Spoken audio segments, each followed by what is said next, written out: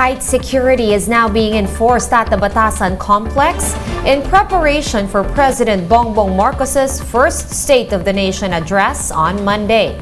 The House of Representatives will also be under lockdown starting tonight. The Justice Department is pushing for the appointment of an undersecretary who will oversee the agency's digital shift. Justice Chief Boying Remulla says this will allow them to fast-track the release of qualified inmates and decongest jails. Boxing icon Manny Pacquiao is returning to the ring for an exhibition match against South Korean MMA fighter and YouTuber DKU.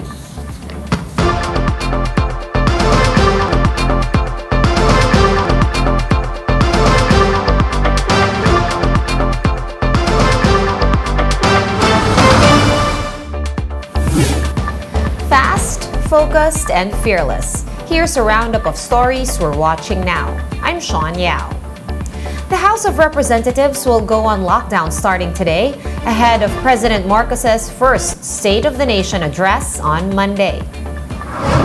Gates at the Batasan complex are now closed and are accessible only to essential workers. Organizers are also putting the final touches outside the plenary hall. Media networks are likewise given until today to set up their equipment for on-the-day coverage.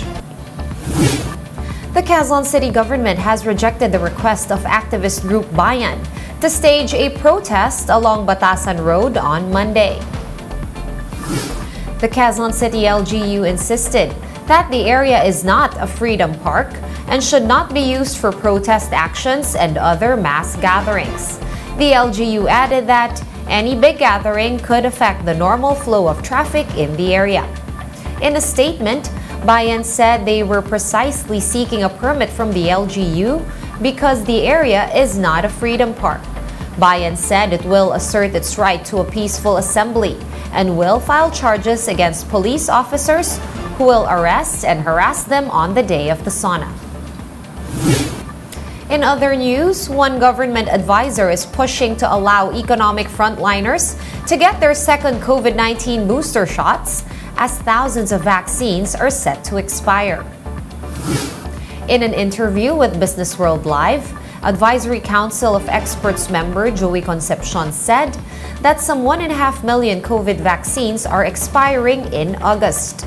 Concepcion is now urging the government to consider rolling out second boosters to the general population in order to avoid the wastage of vaccines. Private sector have already given the first boosters to many of our employees long time ago. No? The second boosters is what we hope to have given before it expires, but it's gone. It's too late for us to do that. For its part, the Health Department is again asking vaccine manufacturers to extend the shelf life of COVID-19 vaccines that are about to expire. DOH Officer in Charge Maria Rosario Vergeres said they're coordinating with the Food and Drug Administration to amend the emergency use permits of vaccine manufacturers. Vergeres added that the private sector can donate vaccines that are near expiry to LGUs and other organizations in need. Kasama po yan doon sa mga hinihiling natin sa manufacturers to extend the shelf life. Yung iba naman po, may polisiya naman kasi ang ating vaccine cluster that if they would want, we can assist them, that they can provide this or donate this to local governments or to some organizations or some workplaces that will be needing this. We will be back with more stories after this quick break. Keep it here on One News.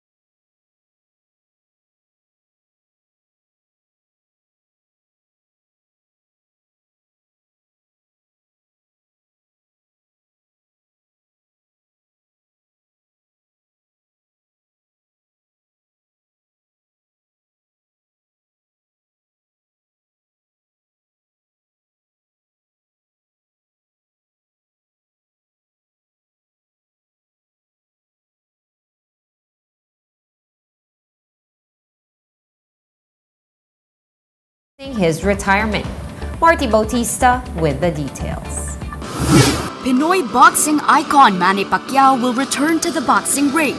After announcing his retirement from boxing last September to focus on the elections, the Pac-Man now makes a quick exit from his retired life to face mixed martial arts specialist and Korean YouTuber DKU. Pacquiao said this will be a special exhibition match since it will double as a fundraising event to help war-affected areas in Ukraine. Sa akin, kung magkano yung kikitain, gaano man kalaki o maliit, basta ipagawa ko ng babahay sa mga tao at ibigay natin. DKU holds more than 600,000 subscribers on YouTube and is famous for being the modern-day Bruce Lee.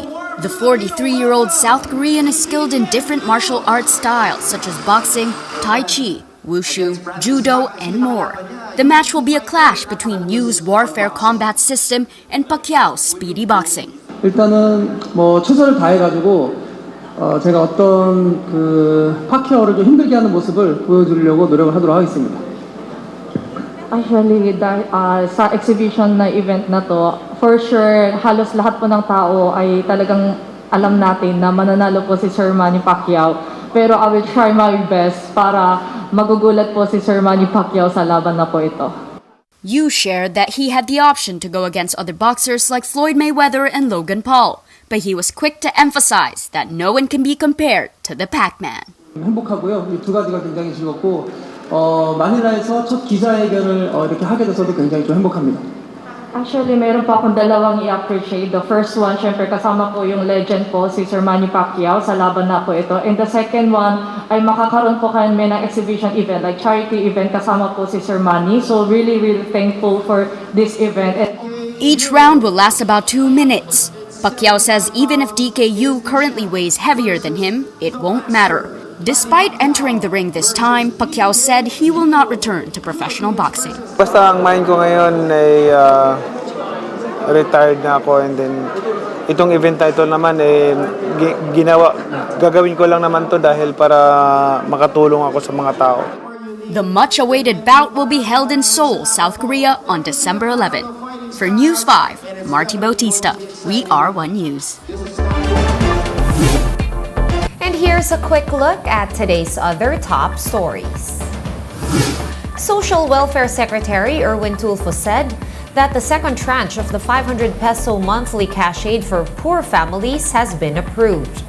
The additional monthly cash subsidy that started under the Duterte administration will be carried over this year. Justice Chief Boying Remulla wants to digitize all jail records to fast-track the release of qualified prisoners.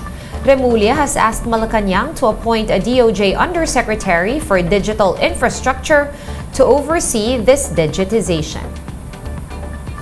And Filipino-American R&B singer Her will play Belle in the 30th anniversary special of the Disney classic Beauty and the Beast, which will air on December 15 in the United States.